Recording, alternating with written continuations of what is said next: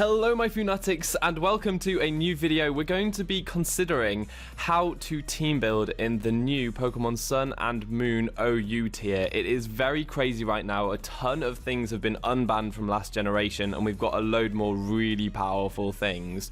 So you might be a bit intimidated going into this. I'm all for trying different things out and I really want people to be able to do that. But when a tier is like this and it's very unbalanced, you need to make sure that you have checks to certain things on your team.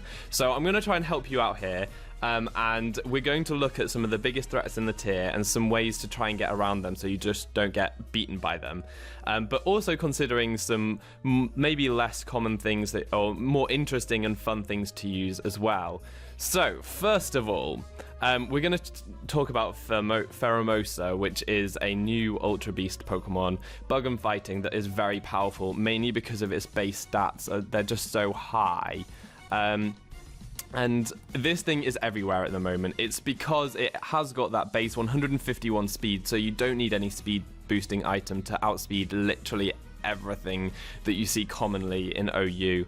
Even like Mega Alakazam is outsped by this thing by 1 point, and it gets access to U-turn too, which is huge. So this is probably the most common set you'll see, something like this, a U-turner, because it gets access to High Jump Kick, which is a very powerful fighting type move that has it's base 130 power and 90% accuracy, which isn't too bad.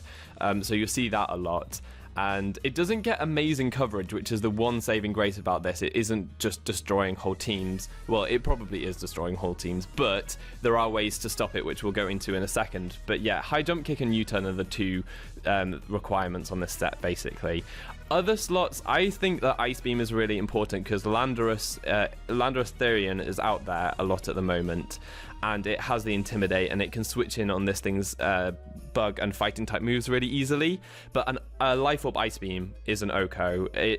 Unless it's very specially defensive, maybe with an Assault Vest too, like max HP, it's easily OHKO'd. If it's got max special defense, then I don't know why you would run that though. That's really odd, and I wouldn't see it. So Ice Beam is definitely something to put on this set, and I would say all Pheromosas running U-turn should have Ice Beam on there just as a coverage move. And the last move, you could have like another bug move there, like Lunge, just so that you don't have to switch out every time you go for the bug move. But I've put Poison Jab on there because otherwise you can't do too much damage to a lot of fairies, and there are a ton of them running around at the moment, like Tapu Koko. A lot of the Tapus are there. They're new fairy types, legendaries, and yeah, there are a number of other just good fairy types that you may encounter. So Poison Jab is a good coverage move there. In terms of the physical set, there's not really much more that you would consider.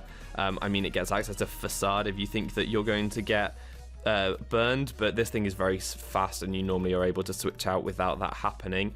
The other thing to notice is it's very frail, so that's really important because though it's very fast, very powerful, it's very frail and can be killed quite easily. It takes a lot of damage, can't really switch into anything, which is really good. Now the next set that I'm going to talk about, because I'm talking about this so that you know what's out there, but also if you do want to use Pheromosa, this is what I would suggest to use. This set is the best set. If you want to be a bit more wacky and creative, have a bit more fun, then this might be more up your street. It's a Quiver Dancing set. I don't think it's as viable because this thing is so frail, it won't be able to get the setup as easily, although it does force switches, so you might be able to get the Quiver Dance off. The issue is that, again, its coverage is quite limited, so you've got the dual stabs there, but it really needs like Psychic to hit some poison types, otherwise you're not going to hit some poison types. There's Toxapex, which I will talk about in a second, that is a very good switch in on this thing, as it just doesn't get any coverage at all that is able to dent it. So you could run a Hidden Power Ground or Hidden Power Psychic, but even that won't be doing very much. So I think that the sweeping capability of this set is slightly limited. What you could do though, because of its ability is called Beast Boost, this boosts its highest stat. What you could do is play around with its special attack and speed stat so that it has a higher special attack stat. So if we look here, it now has, if you make it modest, it now has a higher special attack stat. And so when you kill something, your highest stat will be your special attack and you'll get a special attack boost. This could rack up quite quickly and you could be able to sweep people that way. The only issue is your starting speed is a bit slower, but you are able to boost that now with Quiver Dance. So this is a set to consider. consider, but I wouldn't say it's the most viable thing. But it could be quite interesting, and you might have a bit more fun with that one just because people don't expect it. So anyway, if we look back at this one, which is the more common one you'll see, we need to consider what you could use to try and stop this. And what I would suggest, the main one is Toxapex. It really can't do anything. This is a new water poison type with access to recover and regenerator. So every time you switch out, you're getting more health back. It's a very good Pokemon, looking very solid in the tier at the moment. The things to note are that its offenses are really low, so you have to be careful that you're not setup fodder. So that's why Haze is on the set, and it really does help out there. You still can be setup fodder in terms of subs because you can't break them very easily. But Scald is nice because you can burn physical attackers. Toxic Spikes is there because it's your main way to get residual damage and stall some things out. And that's basically the set. Physically defensive is what most people are running at the moment because of this set and because of U-turners in general. It is very good at stopping U-turn. So you can see this thing quite a lot. It is able to take a lot of attacks and is useful for more than just checking Pheromosa, although it is an outstanding Pheromosa check, probably the best one out there at the moment. So I would probably, if you're having trouble with Pheromosa, this is probably the go-to stop to it, and I think that it's probably the safest thing to do. You can use it very easily. It switches in and out because of Regenerator, and it lasts quite a long time. The other one to consider is Aegislash, which has been unbanned. This thing is very powerful. I haven't put a set on here because there are a number of sets that you can use, and I'm going to talk about them in a bit because this is also one of the scariest things out there at the moment, so we need to consider that. But obviously it's immune to the high jump kick, and it quad resists that bug type U-turn. Doesn't take anything from Ice Beam, and has very powerful attacks that can threaten the whole team. So it's worth having on your team, even just as an Aegislash, not as a specific Pheromosa check. And that's the best thing when you're concerned about these really big threats. You can be very concerned about getting a check or a counter to them, but they don't really perform any other purpose, and then you'll come up with a team that doesn't have that Pokemon, and your Aegislash, for example, would be useless if it didn't do other things other than check Pheromosa. But it does tons of things, which we will talk about in a sec. But yeah, Aegislash is a very good Pokemon and well worth a spot in your team. And if you want to go a bit more out of bounds and try something very fun, in my opinion, then Alolan Marowak is a really cool guy. He is immune to the high jump kick, quad resists that U-turn, Ice Beam's not going to do anything, and it also resists the poison jab, which is really nice. So he can take those hits. He does need a bit of bulk investment. What I've done is put enough speed in this one so that it outspeeds Aegislash.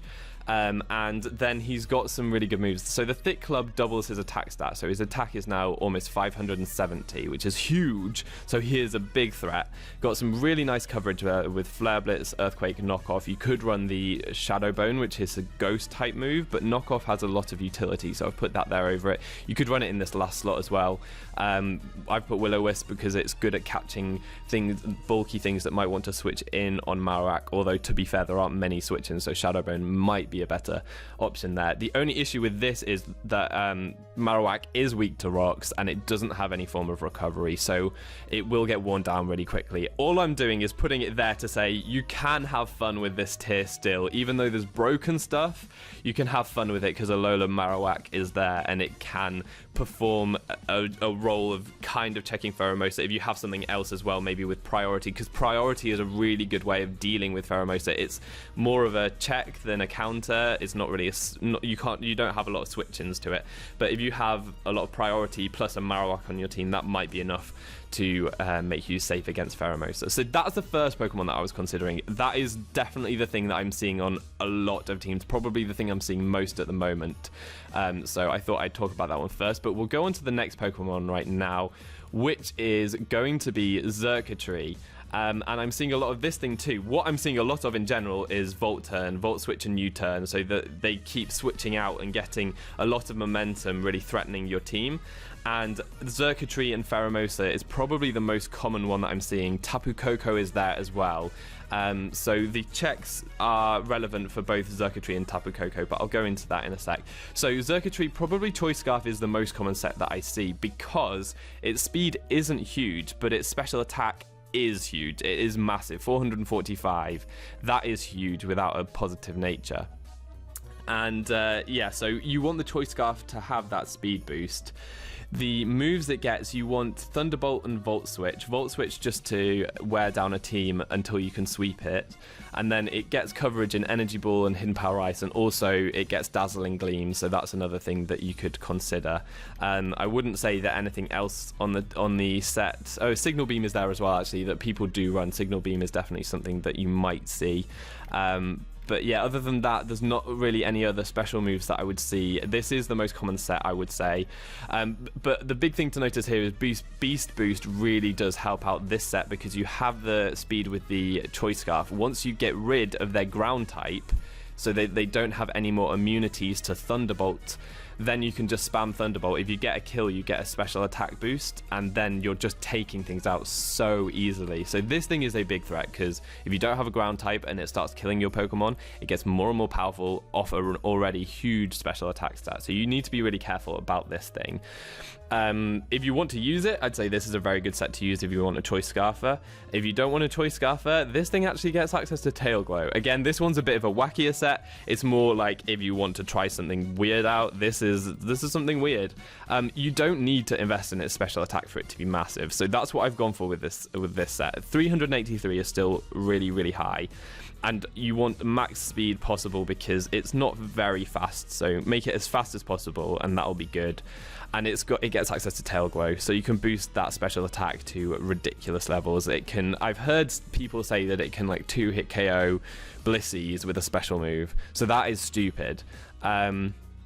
So yeah, with this set, what you want to do is come in, threaten something out, which is very easy because this guy has a huge attack stat. Get that substitute up, then they go for a Tail Glow, and you can do some massive damage with Thunderbolt and Hidden Power Ice. It's probably more of a wall breaker, because they'll bring in their special wall. You'll get the sub up, you'll get the Tail Glow up, and then you'll be able to take out that wall, which is really good. The other Xurkitree has much more chance at sweeping because it has the speed to be able to do that, whereas this will probably be able to be revenged quite easily. But it's just another set that I put out there. So, what can you do to stop this thing? Well, first of all, you want a ground type or an electric immunity on your team. But the issue is a lot of them don't really act as a check or count. It can be quite dodgy as to whether they can switch in. A good one is Excadrill. That's very good at that, and that could probably switch in on this. But you still need to be careful, because if it's Choice Specs and has Energy Ball, and it could do a lot of damage, so you do need to be careful. But there are some really safe switch-ins to it, and the one that I'd say is safest is Mega Venusaur. Mega Venusaur doesn't take anything from its electric type moves, doesn't take anything from Dazzling Gleam or Energy Ball. It resists them all, and then it's got Hidden Power Ice, which you've got your Thick Fat, and it's a base 60 move, so it's not going to be doing too much at all. It does get access to lots of forms of recovery in Giga Drain, Synthesis, Leech Seed, so you can keep your health high, and then the Sludge Bomb there as well. And Venusaur is not just good against Circuitry. As I say, Tapu Koko is there as well, so it applies to that too. Tapu Koko is electric and fairy, and it resists both of those moves. But more than that, Venusaur is just very good at beating a lot of teams. There are a lot of teams out there at the moment that aren't prepared for Mega Venusaur, that don't have powerful flying or psychic type moves, because those are the only things that beat it. And so I'd say that Mega Venusaur is one of the most powerful Megas out there at the moment. And if you combine it with a Pursuit Trapper to get rid of psychic types, maybe a Tyranitar, because he deals with flying types as well with that rock typing, he's a really good partner with this. You have to watch out for the Synthesis in the sand though, but yeah, I'd say that this is a really, really good thing to check that and really threaten it out. I've put specially defensive here. You can play around with that. I don't think it needs to be specially defensive to take it on, so you could put that investment in special attack and hit a bit harder as well, and put Hidden Power Fire on the set over Leech Seed, so you can really play around with it. Again, also the speed tiers, you probably want to invest in speed. As we see what things are really common and what things aren't so common, you might want to play around with that speed tier. But I'd say that this is a very solid thing. The next thing I want to talk about is Latias, because Soldew is currently available in OU, which is mental. That boosts Latias's special defense. So Latias is very, very bulky on the special side, and though Xurkitree does get Tail Glow, I mean, not Tail Glow, Dazzling Gleam, which is super effective against this, and also Signal Beam. Because Latias is so bulky, like, you consider this special defense stat, it goes to 450-ish when with the Soldier, which is a very, very, very high special defense. And if you have recovery on there, you can actually just switch in on the Dazzling Gleam. You'll outspeed, or if it's Scarf, you're an outspeed, but you can still recover off that damage, and you will be recovering more than the damage you're taking, which is great. If you're a bit concerned, you could put more investment in HP or special defense. Draco Meteor is a powerful move because your special attack is also boosted, so this is going to again be pushing 500. It's going to be what 400 and I can't work it out in my head. Yeah, 480-ish. And so Draco Meteor is doing massive damage. Psyshock is a very good coverage move and hits especially defensive walls, and then defog there. So this thing, again, you can see that this thing is performing multiple roles, and it's not just a switch into Xurkitree. It's actually a very powerful member of your team, and having that speed tier as well, it's nice to have some fast Pokemon. So I think Latias is really good here. And then the last one, again, I'm going a bit off piste, and I just wanted to talk about it again, but Alola Marowak actually gets Lightning Rod, which means that it will be immune to the electric type attacks. It will resist the grass, and it will resist the ice, and it resists Dazzling Gleam, so it resists all of that. This time you might want a bulkier set if it's going to be a dedicated switch into electric types. It can get access to Stealth Rock, I believe, because Cubone gets it, and then it evolves. So you could have this as your Stealth Rocker with Will-O-Wisp, and then just a bit more of a utility set with Bulk, which could be really interesting. People might not see it coming. I'm not sure if it's the best way to use Alola Marowak, because Flare Blitz you'll actually be getting recoil because you don't have the Rock Head, but I just thought, again, trying to show off that you don't have to use all this broken stuff right now. You can still have fun with a tier and try different things out. So the last one that I'm going to talk about today, but I will revisit this series because I'm sure that things will get banned and new threats will come up. So we'll be revisiting this and updating, but I think that the next one that I want to talk about today that's very important is Aegislash, which again is everywhere. Not only because it's so great in and of itself, but also because it does check things like Pheromosa and U-turners. It is able to come in on them very easily, so you're seeing a lot of it right now. My favorite set to use is actually a substitute set with Flash Cannon and Shadow Ball. You have to forego having priority in the form of Shadow Sneak, which is really useful. But what I like about the substitute set is that there are a number of things you can set substitutes on. So you can set subs up on Pheromosa, but also Toxapex, which, as I mentioned in the Pheromosa section, is very common because it stops Pheromosa. So on both of those very common things, you can get up a free substitute and start hitting things really hard with your powerful Flash Cannons and Shadow Balls. You've got King's Shield there just to make sure that you're in this form, and it's just really good. You can also run a Toxic set with Aegislash, which also works, so you could replace one of those attacks with Toxic if you want to beat some more stall teams, but I haven't seen too many stall teams at the moment because most of the broken stuff is very offensive and people are just trying offense at the moment, which is fair enough because offense I find much more fun. But yeah, this thing could run Toxic, and it's able to break stall a bit more with that set. So I really like this set, but you can try other things. Also, really important to note, with Aegislash, you need to be careful about the speeds because you might want to be slower than opposing Aegislash. If you attack an Aegislash, they can live your attack in shield form, and then you'll be in blade form, and if they attack after, they will OHKO you because you'll be in blade form.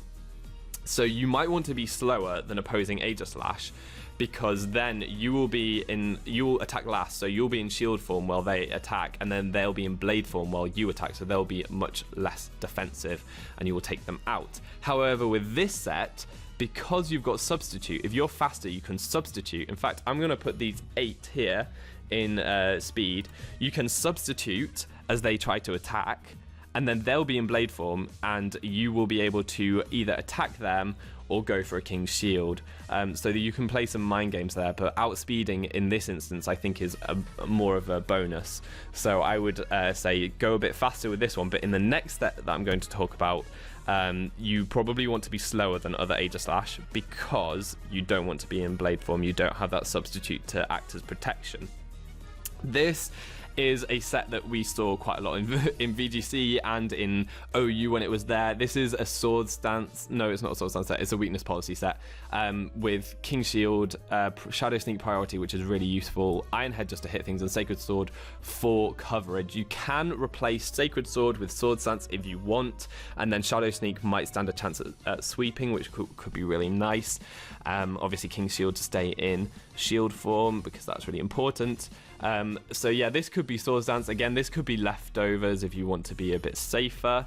But yeah, attack investment, there's not much else to say other than you're slower than other Aegislash, as I've just mentioned. So both of these Aegislash are very good, and you'll see both physical and special, and so it can be quite hard to deal with, and team building can be a pain if you want to deal with this guy. Now, the things that are best to take on Aegislash, there's one that's very, very, very good, and that is Mandibuzz. If you're really having trouble with Aegislash, Mandibuzz is the best thing for it, because it has foul play, and you can just spam foul play and it does a lot of damage to Aegislash. And it can switch in on pretty much any hit. You want to go mixed defensive probably. It can take the hits really quite easily. If you want to invest a bit more in special defense, that might be wise, because Flash Cannon still does a lot to this set. But more defensive means you can roost up if they have Sacred Sword. So mixed defenses, but you can play around to see which set you're having a bit more problems with. If it's a physical Aegislash, you might want a more defensive Mandibuzz. If you're having problems with a special Aegislash, you might want to invest a bit more in special defense, or you might just want to go mix so it deals with both very well. In terms of like items, obviously leftovers to keep it healthy, overcoat so that you don't get spored, because otherwise, because then this thing takes on Brelooms very well. I don't see many Brelooms at the moment though, but it also avoids weather. You might see some hail teams with Slush Rush being a new thing, so people are trying to try that out. And then, yeah, foul play is the main thing. It can keep itself healthy with Roost. Taunt is really good because it means that Aegislash cannot go for King's Shield if you taunt it, and that can be really great. It's locked into Blade form, and then you take it out with foul play.